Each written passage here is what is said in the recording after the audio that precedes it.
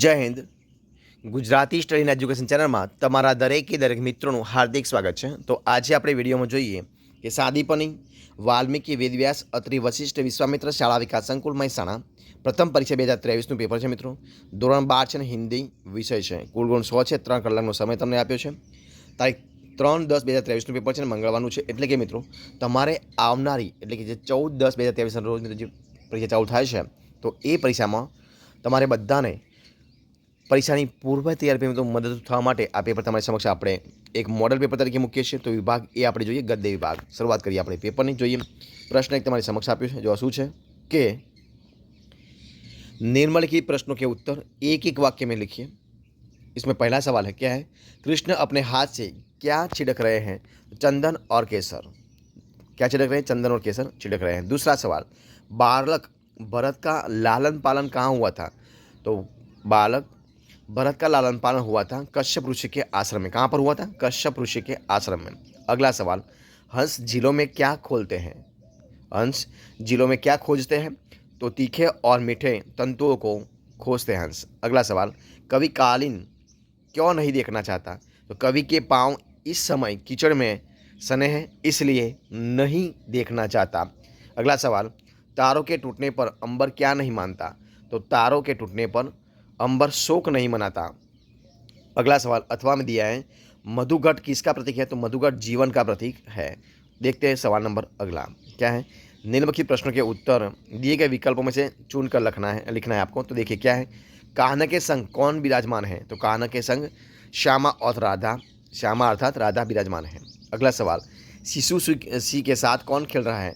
तो शिशु सी के साथ बालक भरत. कौन? बालक भरत खेल रहा है. अगला सवाल, कवि ने कमल को किस रंग का बताया है? तो कवि ने कमल को सुनहरे, किसके? सुनहरे रंग का बताया है. अगला सवाल, कवि ने किस वन का जिक्र किया है? तो कवि ने चिड़ वन का, किसका? चिन वन का जिक्र किया है.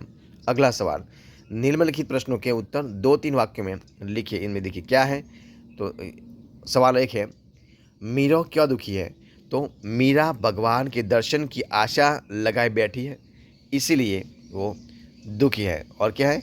भगवान के दर्शन के लिए आशा लगाई बैठी है. वे सोचती है कि भगवान कब उन्हें दर्शन देते हैं.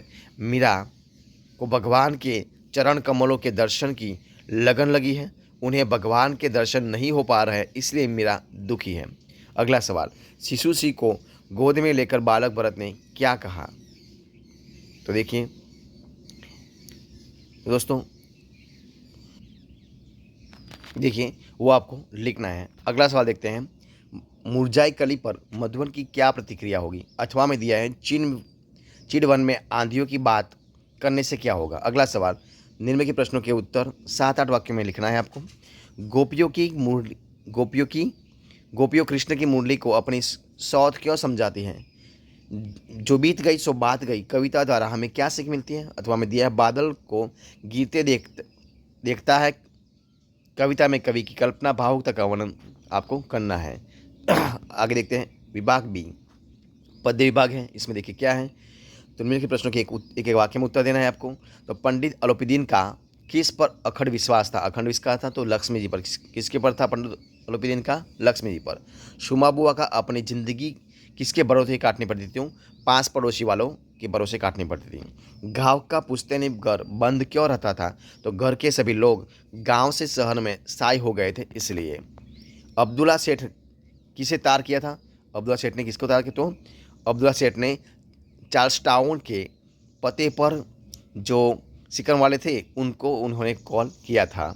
अगर देखते हैं, कर्नल ने खेमा जंगल में क्यों लगाया था? तो कर्नल ने जंगल में छिपे हुए वजीर अली को गिरफ्तार करने के लिए क्या किया था? उन्होंने जंगल में खेमा लगाया था. अब देखते हैं अगला सवाल. अथवा में दिया है, रेडियम कहाँ नहीं रहना चाहता था? तो देखिए उनका आंसर है, रेडियम पृथ्वी के ऊपरी भाग पर रहना नहीं चाहता था. देखते हैं अगला सवाल. निम्न की प्रश्न के उत्तर दिए गए विकल्प में चुनकर लिखना है आपको. तो देखिए इनमें क्या हो जाएगा. शुमा बुआ के मृत पुत्र की एकमात्र निशानी क्या थी? तो वो थी अंगूठी. क्या थी? ऑप्शन बी आ जाएगा अंगूठी. लेखक के पिताजी घर बनाने के लिए कहाँ से चिकनी मिट्टी लाते थे? तो औंबा तालाब से. वज्रली वकील का कत्ल करके कहाँ भाग गया था? तो आजमगढ़ भाग गया था. अग्निकुंड सिकुंड कर क्या बन गया था? तो वो बन गया था पृथ्वी। क्या बन गया था? पृथ्वी बन गया था। अगला सवाल देखते हैं। निम्नलिखित प्रश्नों के उत्तर 2-3 वाक्यों में लिखना है आपको। वंशीधर रात को जमुना नदी पर क्यों गए थे? और लेखक का पुराना घर कैसे बनाया गया था? चार्ल्स टाउन से जॉन्सनबर्ग कैसे पहुंच जाता था? अथवा में दिया है कर्नल हल्का पल्का क्यों हो गया था? देखते हैं अगला सवाल। निम्नलिखित प्रश्नों के उत्तर 7-8 वाक्यों में लिखना है आपको। रोजगार पर जाते समय वंशीधर के पिता ने उन्हें क्या सीख दी और सोमा बुआ की पारिवारिक समस्या क्या थी? अथवा में दिया है गोरे मुखिया ने गांधी जी की पिटाई क्यों की? अब देखिए सवाल नंबर ऑप्शन सी दिया हुआ है, देखिए उसमें क्या है। निम्नलिखित शब्दों के समाधि शब्द लिखना है। सदमा तो आघात हो जाएगा, और कीड़ा तो खेल हो जाएगा, और दरख्त तो पेड़ हो जाएगा। देखिए दरख्त तो पेड़। अब देखते हैं निम्नलिखित शब्दों के विलोम शब्द लिखना है आपको। मधुर तो कटु, परवाह तो लापरवाह, और गिरफ्तार तो विक्षेप तो संक्षेप। अब देखते हैं आगे का सवाल।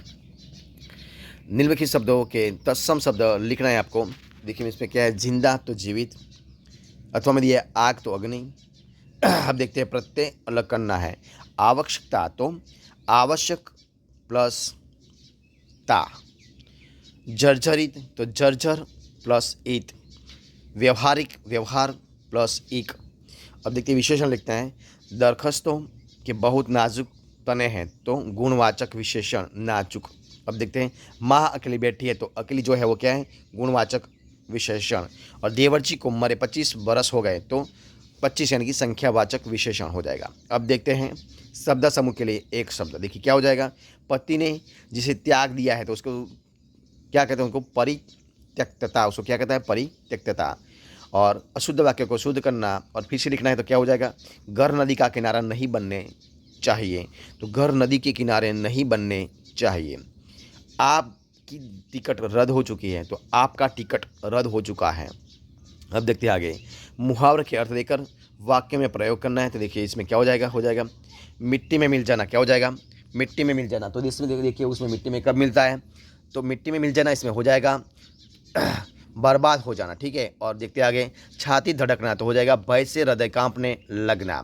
निम्नलिखित कहावत का अर्थ देकर वाक्य में प्रयोग करना है तो इसमें क्या हो जाएगा। देखिए अंधेर नगरी और चौपट राजा, और अथवा में दिया है जो बीत गई सो बात गई। ठीक है, दो आपके सामने।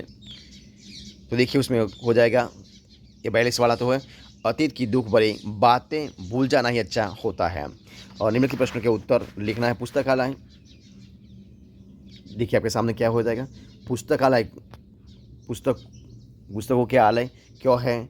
हार्डवेयर किसे कहते हैं? डाकघर किसे कहते हैं? सूचना प्रौद्योगिकी का अर्थ क्या है? ज्ञान कोश किसे कहते हैं? अथवा में www का पूरा नाम क्या है? वो सब आपको लिखना है।